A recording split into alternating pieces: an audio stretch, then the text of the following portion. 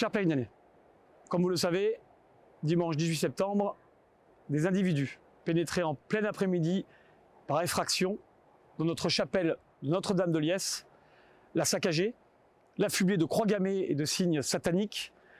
puis y mettaient le feu, provoquant de nombreux dégâts et dommages irrémédiables. L'édifice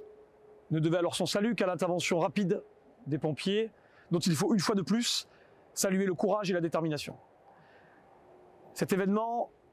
a profondément affecté notre communauté citoyenne, très attachée à cet élément du patrimoine à l'origine historique, fixé approximativement au IXe siècle.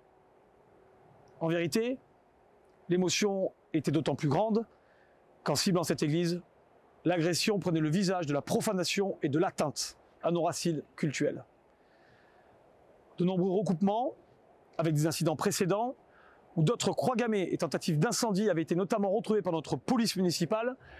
nous permettaient de penser immédiatement que les auteurs de ces actes étaient des personnes habitant le village. Ces éléments, associés à d'autres investigations, ont permis au service de gendarmerie d'appréhender, aujourd'hui, 2 adolescents de la commune, dont la motivation semble à ce stade de l'enquête davantage tenir de la volonté de détruire que d'une quelconque revendication religieuse. Malheureusement, entre-temps, ces jeunes délinquants avaient pu poursuivre leurs méfaits et avaient pu mettre le feu à une maison non habitée du village. Cette affaire, ces affaires, n'auraient en tout cas pas pu être solutionnées sans la mobilisation de l'ensemble des forces de l'ordre et des services de l'État, qu'il s'agisse des services de gendarmerie,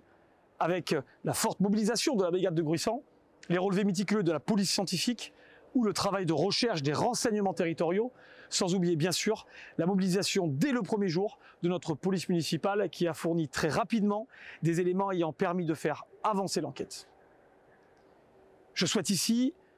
remercier tous ces acteurs, depuis Monsieur le Préfet et Monsieur le Procureur de la République jusqu'aux gendarmes et policiers municipaux, grâce à qui nous avons pu stopper la folie de ces jeunes gens. Qu'il soit bien entendu que nous pourchasserons tous ceux qui nuisent à l'intégrité des personnes et des biens de nos concitoyens